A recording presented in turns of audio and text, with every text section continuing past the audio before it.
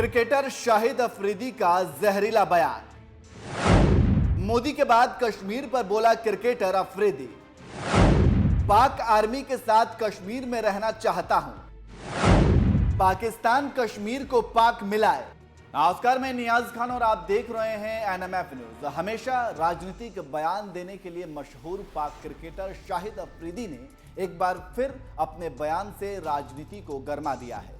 शाहिद अफरीदी ने पाकिस्तान की सेना की तारीफ करते हुए कहा कि हमें सेना के साथ खड़ा रहना चाहिए, नहीं तो देख लो कश्मीर फलस्तीन का क्या हाल है।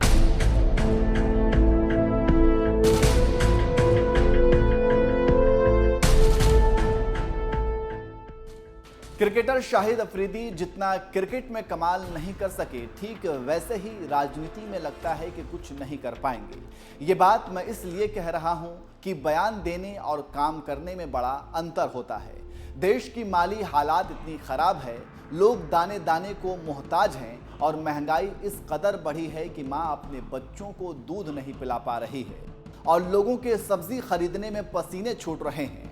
इमरान खान पाक सेना की ईंट से ईंट बजा रहा है। इसके साथ ही साथ टीटीपी बलूचिस्तान में पाक आर्मी की गर्मी उतार रहा है और पाक आर्मी हाथ जोड़कर तालिबान से मदद मांग रही है, लेकिन तालिबान अपने दरवाजे से पाकिस्तान को भगा दिया है। ऐसे में क्रिकेटर शाहिद अफरीदी कश्मीर को लेकर बयान दे रहा है और कह रहा है कि मैं आर्मी के साथ कश्मीर में रहना चाहता हूं। कश्मीरियों के साथ जुल्म हो रहा है। जो जुल्म पाक सरकार और पाक आर्मी कर रही है, यह अफरीदी को दिखाई नहीं दे रहा है, लेकिन भूखे नंगे अफरीदी को कश्मीर जरूर दिखाई दे रहा है। खैर, खबरों की माने तो क्रिकेटर शाहिद अफरीदी ने कश्मीर को लेकर एक बड़ा बयान दिया है। खबरों की माने तो शाहिद अफरीदी ने समा टीवी से कहा, मुझे आज तक समझ नहीं आया कि सियासतदानों का जो रोल है वो मुल्क की तरक्की करना है। हमारा मुल्क क्यों सस्टेनेबल नहीं बन सकता है।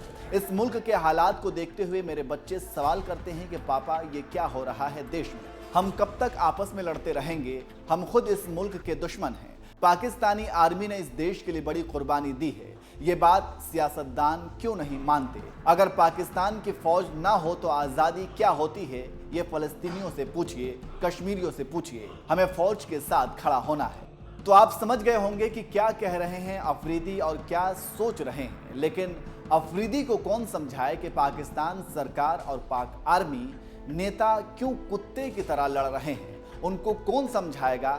जानकारी देते चलें कि इससे पहले भी अफरीदी ने भारत के कश्मीर को लेकर बेतुके बयान दिया है। इससे पहले भी कई मौक़ों पर पाक क्रिकेटर ने बहुत कुछ कहा है। एक बार उन्होंने भारत के खिलाफ कहा था कि अगर किसी पर भी जुल्म होगा तो उसके लिए मैं ज़रूर कहूँगा।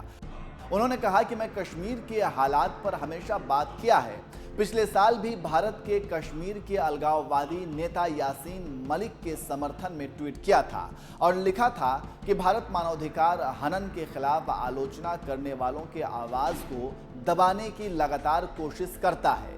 वो यासीन मलिक की कोशिशों को कम नहीं कर सकते हैं। इससे आप समझ सकते हैं कि कितना जहरीला है अफरीदी। पाकिस्तान के पास खाने के लिए रोटी नहीं है, लेकिन कश्मीर को लेकर बयान देने के लिए सारे बयान बहादुर सामने आ जाते हैं और उन्हीं में से एक हैं शाहिद अफरीदी। थ्रेट्स मिल रही हैं, हम उनको मौका देते हैं, वो चाहते यही हैं कि इनकी आपस में क्रिकेट ना हो, तो जो कि गलत है। मैं ये समझता हूँ, जो इस चीज़ को मैंने बहुत दफ़ा कहा है कि मैंने क्रिकेट अपनी दो मुल्कों में सबसे ज़्यादा इंजॉय किया, एक ऑस्ट्रेलिया और एक इंडिया में। इंडिया में जो मुझे प्यार मिला है वो मैंने कभी, मुझे उम्मीद नहीं थी, लेकिन इंडिया में हमारा दिल चाहता है खेलने को। वहाँ के लोग हमें खेलते हुए देखना चाहते हैं। यहाँ पे भी क्राउड में इंडियन प्लेयर्स बहुत हैं, लोग आते हैं, ऑटोग्राफ्स लेते हैं, मिलते हैं। ये एक क्रिकेट एक सबसे बेस्ट डिप्लोमेसी है, मैं कहता हूँ सबसे ज़बरदस्त। क्रिकेट नहीं है, एनी स्पोर्ट्स बेस्ट डिप्लोमेसी है। तो मैं चाहता हूँ, मेरी ये हमेशा से दिल से ख्वाहिश है कि पाकिस्तान और India, because we are neighbours, तो नेबर्स के आपस में एक दूसरे के साथ कॉन्टैक्ट्स होने चाहिए, रिलेशनशिप होने चाहिए, स्ट्रेंथ बढ़ती है इससे।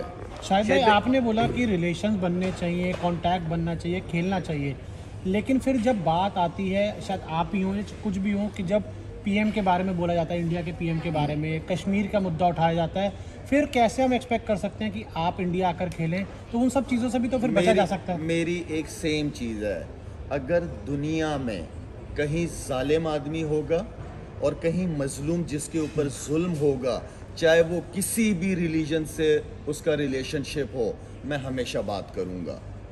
नो डाउट मैंने कश्मीर के हवाले से, लोगों के हवाले से बिल्कुल बात की है।